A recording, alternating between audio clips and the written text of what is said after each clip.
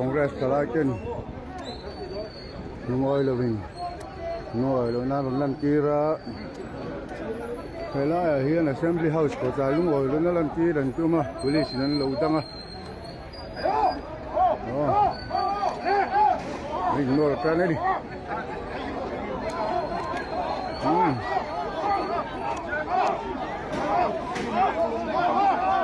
chặt rau cái này này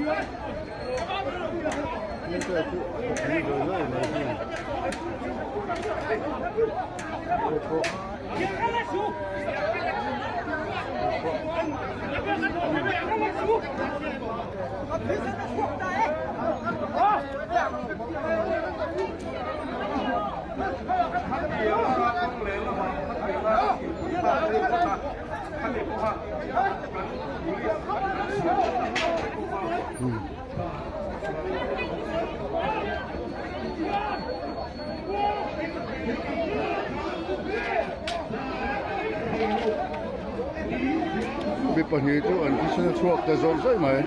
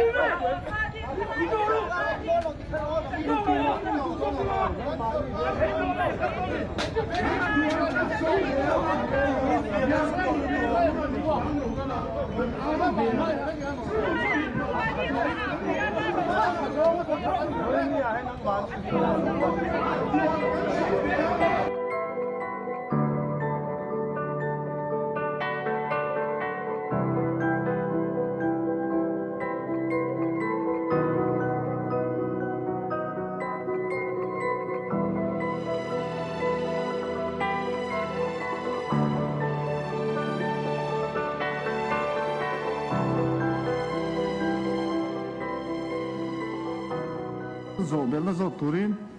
member zom ta pulal mun pu pun te lo somang Speaker ka zo bel na chu LADC Chief Executive Member thar Puvisor sang ason eng case te nge nei ting ne ten member zom ta pumuan pu zo na Puvisor sang eng case te nge nei ti kha Puvisor sang hen case pan ne ya pakhat achuan court niam zokin a convict to a chu hai court a appeal me kani appeal lai ania wangin tunai hian convict kan ti theilowa tunai chuan bizalen ani ria chu lo pakhat dang case ania chumi a case a main accused chu speaker zona nei tu pungun lian chunga case chu pusi ngun lian chunga and 14 others tiani emi chungchanga hian charge sheet pei thokhat ani to a execution sanction deal me ani boka chuwang chuan anticipatory bail lo lak lok te po that karing Speaker case kan ei ka hello when you think yan en case ange ane karon siar chu kan a case speaker kan member zom ta khan tu zo bial khan en case nge te corruption case aniem tu na CEM ta na kan pom tak so ZPM thalai te na an thu chuwa khan corruption case visit sang MLA hun la ya om kha kan du lo an ti kha ama so mi khan nge ama so ngai ren kha an du lo chin khan du thu tem Speaker không ai in ra soi đó thì đến thì không ai sẽ là Speaker không ai takin kan hospital po na chance karinga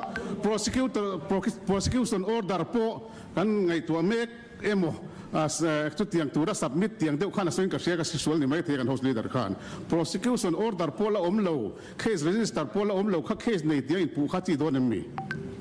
speaker an sexual thei khop maya he veilam mi te hianin case nei lo prosecution sanction in deal ngai reng man le khovela hian le chuan pusir sang a chuan ka member zom tak pungu na case a hian atelven som palite zinga atelve chuan an case so in ang renga a case so kan soyenge ACB PS case number 4/2022 dated 26 May sanghi samnile patni under section 409/120B/34 IPC red with 11/13 within bracket A within bracket 1 within bracket B and 13(2) PC Act 1988 ani chu ami hring te chu chiar chuak vek lo vila hemi hi tuna hian charge sheet pe ani to chu wangin prosecution sanction deal mek ani speaker ka tho pui te po hi ni seng case ania prosecution sanction min ron deal zon ka pedon tu ba hum ka tumlo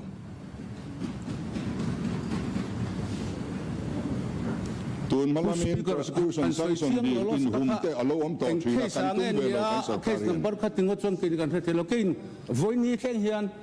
ACB case kan ei ka hello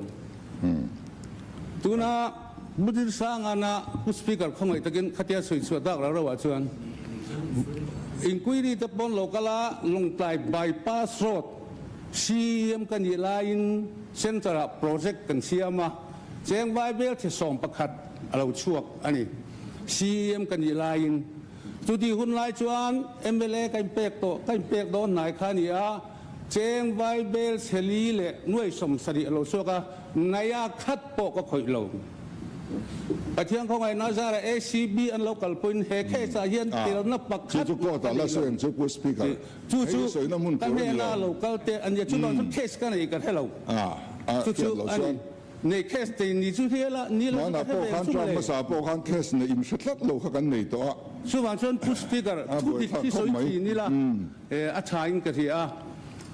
prosecution sanction ผู้สปีกเกอร์พวกกูนะกันเมมเบอร์จอมตะเคียนเคสอันนี้เต็มไหมวะ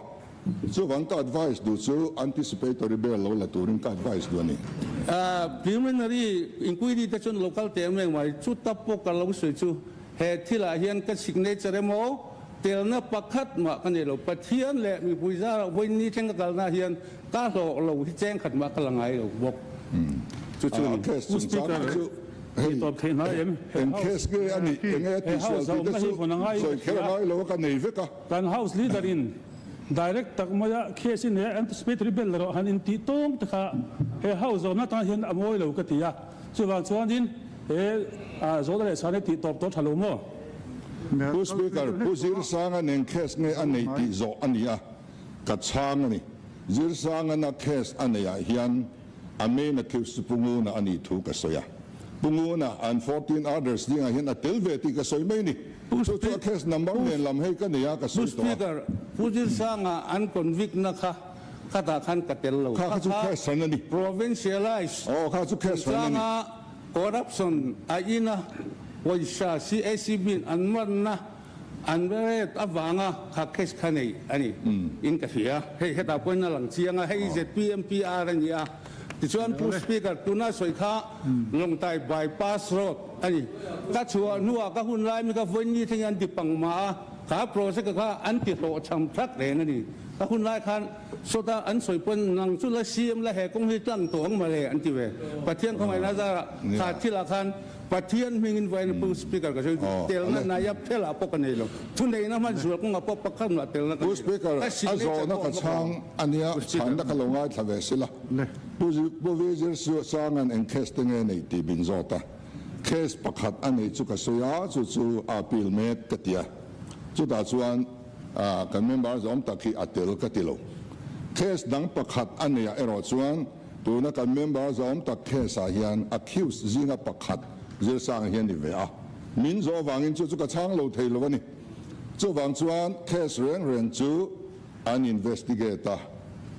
ทูอัตลินโลชวน final report อันเปอาตอบไม่ชินทูอัตลินา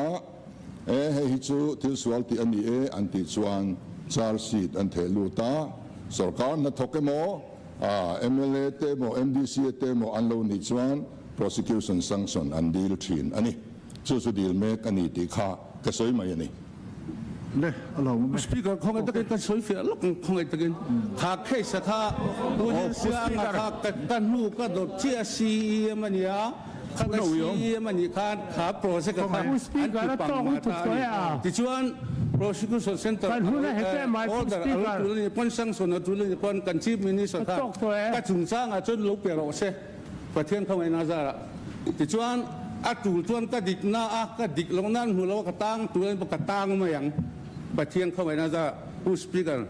แต่แค่สหิสงครามมาสาขาน CBI เป็ดอันตุมาซื้ออันเป็นเลยแต่ว่า CBI เขาพวก local เซกที่เราไปดูประเทศเขาไม่น่าจะผู้สปีกเกอร์ข้าชูข้าเถียงว่าก็เราถอนตัวกันในลูกเว้